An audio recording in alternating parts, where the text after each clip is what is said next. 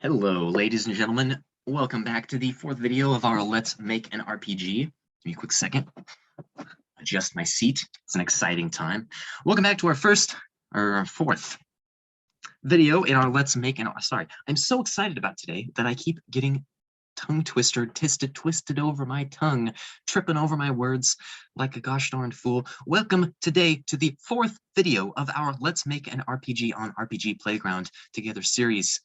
This is where it actually begins, ladies and gentlemen. Everything else has been introductions up until this point, but now you should have all of the basic tools and functionality that you need to be able to follow along with what we're going to be doing from here. So from here, we're just going to be making our game. We haven't even started making our game yet. And, you know, the tools to making a game versus making a game itself are very, very different. There's things like design theory, there's things like story, there's things like level design, there's things like difficulty. There's a bunch of stuff that goes into it that's all a little bit more subjective, right? We've gone over all of the objective stuff. Everything else from here is going to just be more watching the creative process, and the creative process is a very personal thing. So you're going to be seeing my creative process, but it doesn't mean it'll be the same as yours, but I hope it can maybe inspire you or help you into making the RPG yourself. So first off, let's just brainstorm. Let's talk about what kind of RPG we're going to make and how that's going to influence our decisions going forward in the future. First off, it's going to be an ARPG, action RPG. The fundamental mechanic is going to be this sword combat right here. We got to realize also, is the character speed going to be at 8? Probably not. Probably be something more like 6. Let's see how 6 feels. Still a little slow. Prefer 7, but maybe we'll actually start it at 5, and then maybe we'll like speed boosts later or something. No, I like 6. Problem with speed boost is then if people try to stuff. Problem is when the character moves too fast, you can't play it on the phone is the only issue. But, you know, I don't care. I'd rather just make as best a game as I possibly can. And to me, especially if I want to make larger maps, it's just so tedious and boring to be just walking along very slow. Sometimes it can be fun to enjoy the sights. I mean, even when you've gotten familiar with all the assets, you can still make some pretty cool places. But gosh, you guys, I'm just so excited to get into the actual just making of the game. And now that you guys have seen some of the intro videos, you should have at least some of the basic knowledge to be able to follow along with what I'm doing. So, like I said, we're making an ARPG focused on the sword-based combat. The reason the speed makes a difference is because it's going to affect the faster you can move, the faster you can dodge and get around and get away from your enemies. So for an example here, and so this video, we're going to be kind of brainstorming and talking about, I guess, just some kind of game design theory and stuff like that. How do you make your games? Not in terms of literally how do you make them. We've already gone over that. We already have the tools, but putting those all together in a way that makes sense and, like I said, feels like a cohesive game, that's a whole different story. And like I've said from the beginning, that's actually more the point of the series. It's not just to give you some basic tutorials on how to do that. Those are already out there. Like I said, check out Shay Slays, and you'll get all the tools that you need. Check out my first 3 videos. You'll get all the tools that you need. Check out some of the tutorials that are already on. Read some of the stuff that's on the forums. Check out some of DeWitter's videos. I think that RPG Playground has its own channel that has some tutorial videos. Those things are there. Understand the basic tools that are there. So at this point, it's just your own creativity and how you put it all together. And that's what the rest of the series is going to be. We're going to make the entire game start to finish, probably most of it on record, shall we say, on these recordings. Now, as you saw, I answered some of this script last time, and this was some stuff that I'd written off screen. Well, I actually didn't write it off screen. I wrote it in a recording, and then that recording got deleted, and I decided it was going to be more time efficient to just go ahead and input it like that. And in the future, we may do a little bit of that. We may do some mapping, drawing some maps off screen as well, and going from there.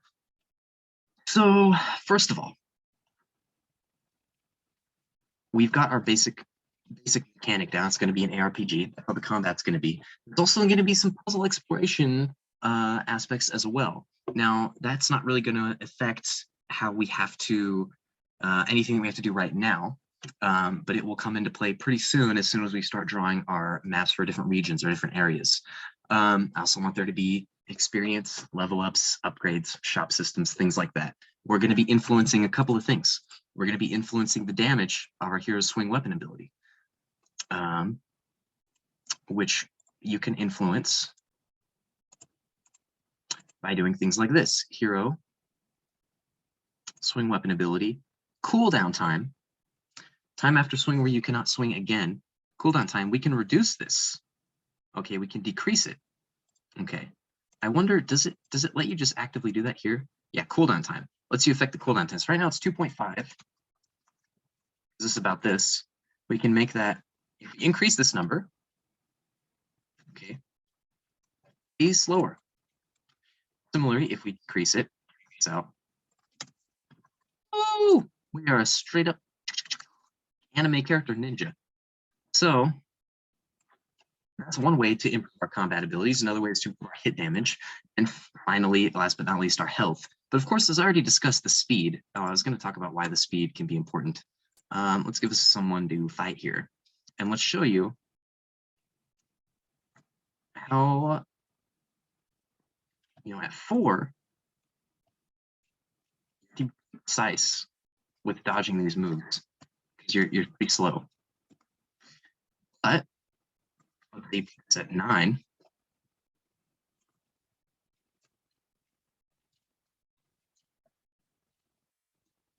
Not even close. Not even close. He hit me the one time because I thought maybe I was fast enough to go in and go in again for his next hit, but we're not quite that fast. Actually, maybe we almost are. I really want to actually try it here, just for the sake of the challenge.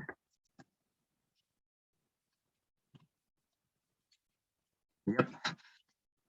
We can literally move. We can literally move in and then move in again and still dodge. That's wild. So that just goes to show how your speed, because at speed 4, there's no way we could do that. No way we could move, touch him, move back, touch him again, and move back before he swings his sword. So I like 6, and that's going to be influencing our difficulty as well. Those are just things to keep in mind. And now that we have all that, we need to think, okay, how do we make this game compelling? How do we make it fun? And I think the easiest way, the way that I do that is I just say, okay, I like making games that I want to play. Now, in terms of a story, if you want to tell a story, well, it can be important to think of that at the beginning as well. What kind of story are you trying to tell? What kind of themes are you trying to tell? What kind of themes are you trying to explore? Usually, traditionally, a RPG, especially in the vein of some of the ones that we're going for, that we're paying homage to, it's just the hero's journey. It's growth. I don't know if you guys have seen. I may actually in the description. I don't actually even remember what the video is called, but there's a gentleman who goes through really in-depth Ocarina of Time as kind of the traditional hero's journey versus the I think the Shinto hero's journey, and how well Ocarina of Time encapsulates both of those different kind of archetypes. And it's just a beautifully made video, wonderful watch if you're really into games and how the narrative story can be woven into a game, especially an RPG, especially an iconic classic that has been lauded not just for its gameplay mechanics, but also for its story and world building and such. Then that's a great thing to watch. It's also just a wonderful video to watch anyway. So hopefully I remember by the end of this video to throw that in there. If I don't, y'all can pester me and I'll get it in there for you, or you can just look it up. I bet if you just put Ocarina of Time Shinto journey, maybe hero's journey, something like that, you will find it. But regardless, those are just some things to keep in mind. So for me, I'm more of a discovery based type of person. I'm gonna say, okay, so where are we now? Where as a player do I want to go from here? I just build that area. I say, okay, well, where might I want to go from there? And then I build that area. I also think about certain areas that other games might have, and go, okay, well, that was cool. How might I create the same kind of effect or atmosphere? And or I might think, what do games other have, and say, okay, what were they missing? What kind of things can I try and fill into the blanks there? Or just what does no game have, and how can I create something special and unique for my players? This is basically the simple questions you can ask, but there's really no strict blueprint and rubric for making a game. The story is its own part of it. How to work the story in with the game itself is its own part of it. But really, you have to say, what is this game trying to be? With RPG Playground, especially without saves as of right now, there's limits into what your game can be. The most common form of game that I think you see on the site, that's not necessarily what I'm going to be doing, is to make it sort of a visual novel where you're kind of venturing from chapter to chapter, from story point to story point, from story beat to story beat, and having the stories have kind of twists, turns, things like that. I don't know how much of that we'll have, to be honest, but we'll talk about how to do that a little bit. And like I said in the very first video, if that's something you want more of, we can go more into that. But that's another thing that's already been done really well. But you know what I've never seen done is someone give you the tutorials and show you how to do it, and then just go and actually do it themselves and say, okay, here's how we make an entire game, so that's what we're going to be doing today. And you know what? You can't have a game without areas to explore. This is the first area we have to explore here. So, and we'll be starting here. And the question is, how do we want this to start exactly? Now, two decisions to be made here, Christoph. I have thoughts here. We can remove all of these guys, because these guys were just here as an example to show you how tokens work. In case you forgot from the last video, these guys will simply say, you shall not pass until you acquire the orb from this little thing, and they let you go. So probably we're not going to have that system. One system we could have is things blocking your way here, perhaps guards, probably not the ones that look just like that, but something to that nature. And they will block your way until you've spoken with the center statue. Because the one thing I do know we're going to have is the center statue here, this dragon statue, is going to be a recurring image throughout the game, and you will know that this is kind of your hub. This is your go-to, kind of the equivalent of the way the fireplaces were in the Dragon's Island game, which I encourage you guys to check out. It's a wonderful game. Completely made. So the two games that I have out now, Fateberg 2 Dragon's Island and Legend of Tilia, are both made with only free features. Now we have, since our last video, gotten premium. And I don't know that I'm going to really go over the premium features, because I've already linked in the description of the last video the announcement video for the premium features, which goes over them pretty well. So it seems redundant to go over that. But suffice to say, we are going to be using them for this game. I will be mentioning what you could do instead anytime I use them, because they're really just visuals. Basically, let's go ahead and go into data. Let's make a new item. Let's call this the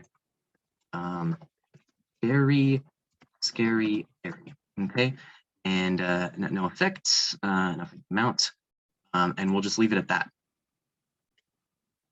Let's leave it at that. So now when we go here to our objects, we can, or actually, we don't even need to do that. We can just go here and we can turn this into a very scary berry. Does that still make it pick up health, though, is the question. Actually, I am curious. Does this change what it does? Let's see here. Let's save our game and restart it. And then let's, is there a way we can take some damage? Oh, we had an enemy we were fighting. That's right, that's how we took damage. Okay, this is another enemy. So as you can see, this video was all over the place. It's disorganized. The series is going to be like that. Sometimes making a game can be chaotic. If you have a very strict, okay, so it does not give health. Very good. If we were restricted to where it had to, that would defeat. That would be rough. But it doesn't. It doesn't actually do anything. But what's cool is it doesn't matter, because I've got video stuff in the way. Okay, there we go. We can go to actions and make it do things here. So, but the thing is, it looks like a berry. So that's cool. We can make it pick up stuff, but it's really no different than these. These still have the same actions, and we can, you know, it gives you the orb, and then we can have the orb become inactive. So it can serve the same. This can serve the same purpose. You got the orb, it goes away as one of those pickups.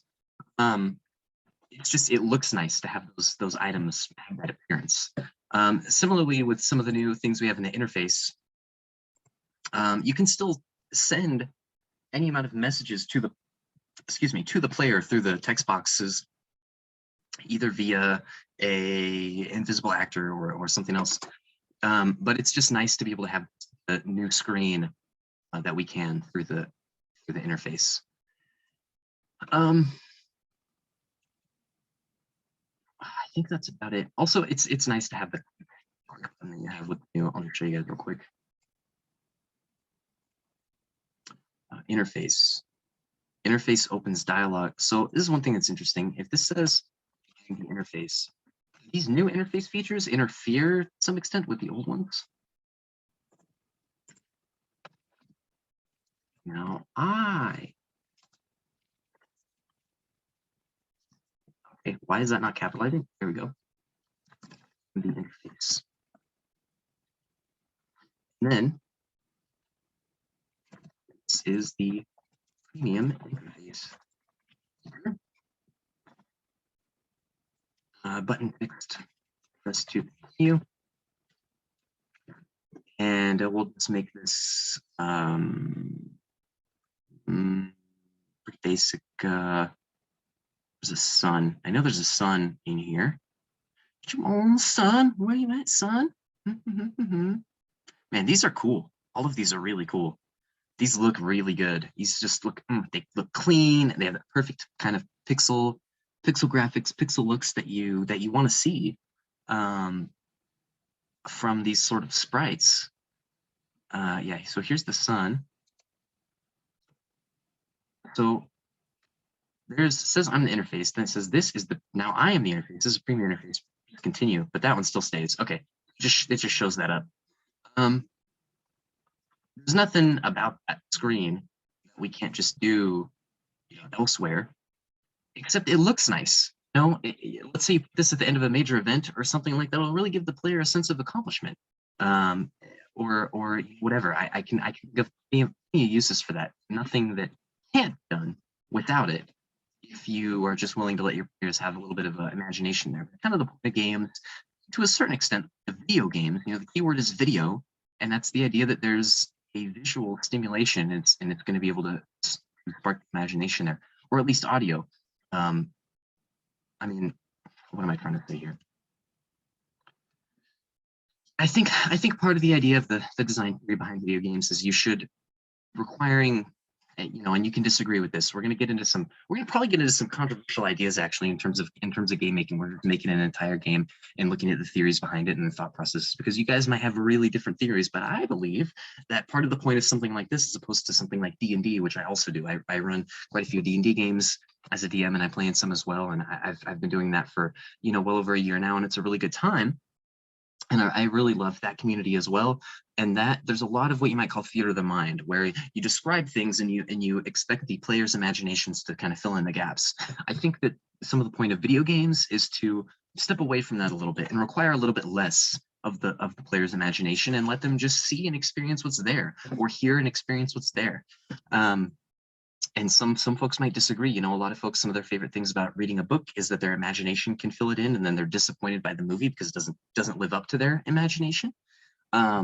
Maybe games may be similar. People would rather imagine the way the character is going there, and that you've got to find that balance. You've got to say, okay, what kind of game am I looking to make? Am I going to try to make a game that is going to be very demanding on the imagination of my players, or am I going to make a game that requires them to not have to imagine because it's right there in front of them on the screen? Well, the new premium features help with the latter kind, and in a way inhibit the prior kind. If you're wanting more from your players' imagination as they come in to play the game, then these new features actually are worse. But if you want them to not have to use as much of their imagination because they can just see it, it's right there, and they're getting that visual stimuli, and they're being, which, like, for me, I love using my imagination. That's why I play D&D, but also I just can't help but love all of these. It just looks so cool to me. I just think these look so amazing. It's just a great new addition with the premium features, and some of them, like these ones, you can really see how you could translate this into like different versions of a spell, or like a spell effect. Like this would be maybe like some level 1, spark, and then leading up to like some sort of lightning, chain lightning, here we have Thundaga, whatever, just big AoE lightning magic, lightning storm. I don't know what you want to call it. This looks like some sort of honestly, that looks like some sort of electrified soccer ball or something to me, but maybe it's still an electricity thing. But then here we have some sort of like electro-charged electro ball, like electric Kamehameha wave going on. I don't know. So we got, escalating water skills and stuff as well. We've got some ice things here, all sorts of items. It's nice to have that visual stimuli. There's, you might say, well, it's better to make them rely on the imagination. It's like, is it always? Because these things look pretty cool, and I like games that have stuff that looks pretty cool. What can I say? There's a reason that companies spend so much money trying to make graphics better and better and better, and it's because at the end of the day, especially when it comes to marketing, your average player probably really realistically doesn't want to have to use their imagination all that much. They want the visual stimuli right in front of them. So as you can see, we're going to be talking about a lot of these things in the series, just about what goes into making a game, and a lot of it's going to be opinion, a lot of it's going to be subjective. I'm going to try to kind of give both sides and paint a sort of an open, how do I describe this? I'm going to try to paint an open-ended picture, if you will, about what should go into making a game. And, I sincerely apologize if you disagree, but you know what? That's a great thing to put in the comments. If you have your own theories about what makes a game and you have your own opinions about it, and you have your own disagreements or agreements, go ahead and throw it in the comments. Or better yet, make your own video on making a game. I'd love to watch it because I've never seen something like this that really just goes into, okay, how do you make a game and why do you make those decisions to be certain ways, as opposed to just here's the basic tutorial tools and go for it. So with all of that said, we have our first decision to make. Like I said, what happens in this area? How do we leave this area? Two things that I'm debating on right now are either A, what we'll do is from the start, I will put a, if I can find it, object. I'll put an invisible floor switch probably here where the player starts. And I could also put one here. Player can only start on one or the other. I wish the player could start like centered. I can't start on one square or the other. And because this map has an even number of squares, there is no center square. It's just two squares that make up the center. This kind of row here of two squares is the center. That's part of why we use the dragon. I think I went over this in a previous video. Regardless, what I could have is you start on one of these squares and immediately there's a dialogue to the effect of the character saying something like, where am I? What's going on? Something like that. I like the idea of the isekai character being thrust into another world sort of thing. But also it is kind of fun to give a character their own backstory and history that influences the story. Because we're going to be starting in this area, I don't think that'd make a lot of sense. Our character definitely doesn't live here. And if they can't get out, it makes a lot of sense that they just get in and then we're trapped. Well, maybe the character was lured here and then got trapped here, these soldiers, but then that makes this whole area seem sort of villainous. And I want to get the idea that this dragon here, he's kind of the the equivalent of the old wise mentor figure within this world. And there may be some plot reveals about them later. I think we'll have something where it turns out there was either an old king or an old hero or someone who we might hear about who their soul was trapped within the dragon. Maybe we can release them later. That'll be a big plot twist.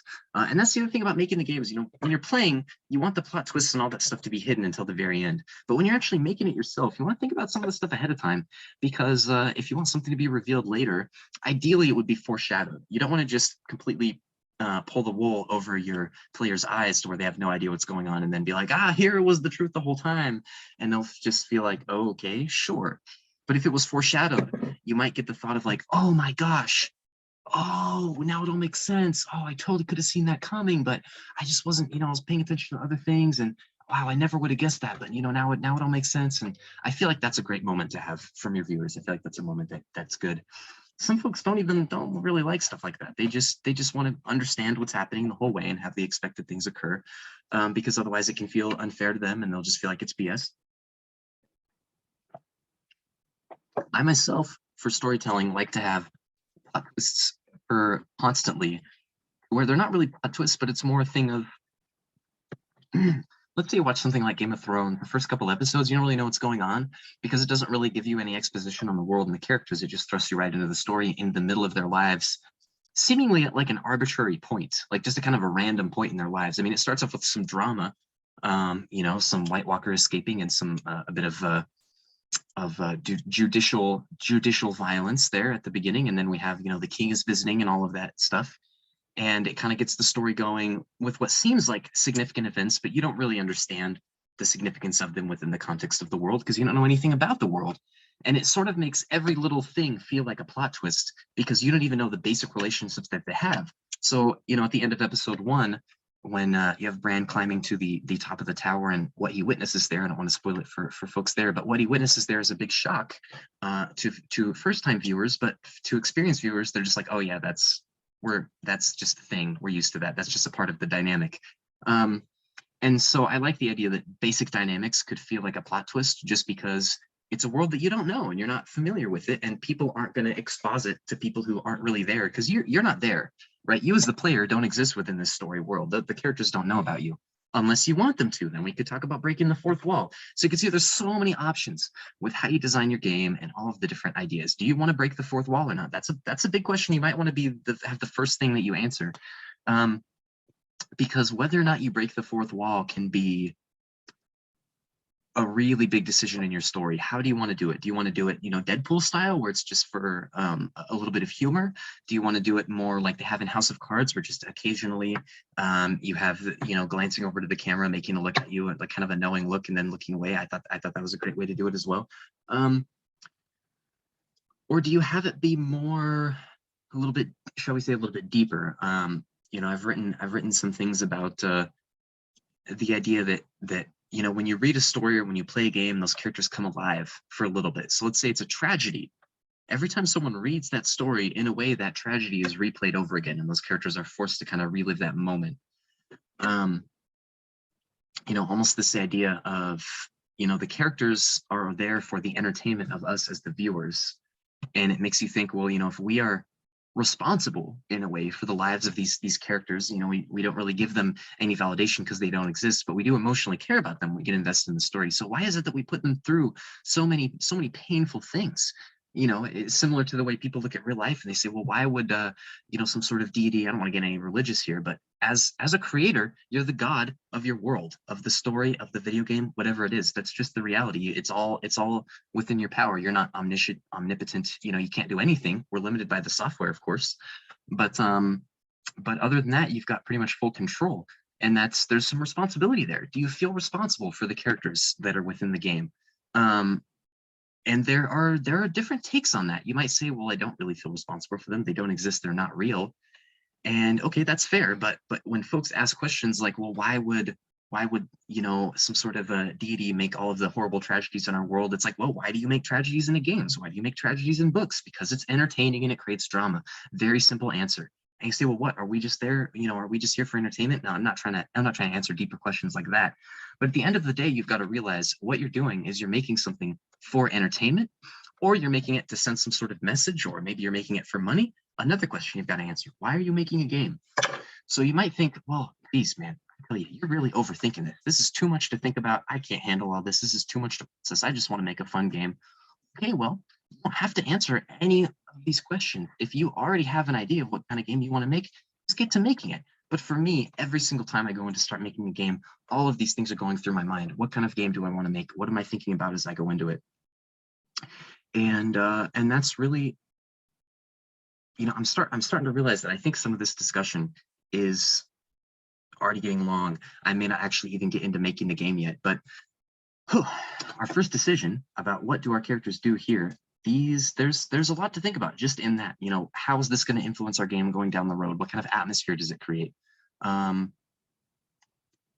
So yeah, I may actually end it there with no actual game making done. Yeah, so this may be a video I think that won't actually be a part of the series, but can just be skipped. And I probably won't go through too much of this stuff later on. But this will be more video for folks who are just trying to kind of get inside my head of what I'm thinking about when making a game, which ideally for me is everything. I always want to be thinking about everything. But a lot of folks maybe not thinking that, you know, intensely about how or what do I put in the game. So that's just some of my thoughts on it, I suppose you could say, and some of the different ideas behind it. All right, yeah, I think that's actually all for this. That's all for this video. So this video, it's a bit different, and I'm going to see if it has any place in the main series or not. But for now, I think we'll probably keep it out of the playlist. This probably is not going to actually be part 4, but instead a separate thing. Yeah, that's what we're going to go ahead and do. So thanks for being here. Thanks for listening. If you guys watch or enjoyed this video and you want more stuff like this in the other videos, then let me know. But I think this might be just maybe too much. I don't want to fry people's brains, you know, just because my brain is constantly going and going, thinking about a million things at once. I don't want to burden you guys down with that. But I do think it can be valuable to think about some of these things a little bit. You know, at least keep in mind the fact that these decisions are going to have an effect on your game. It's going to make a difference. So, all right, that's all for today. And I will talk to you guys next time. All right, adios. Thank you so much for watching. And yeah, we'll see you guys later. Have a great one. Bye.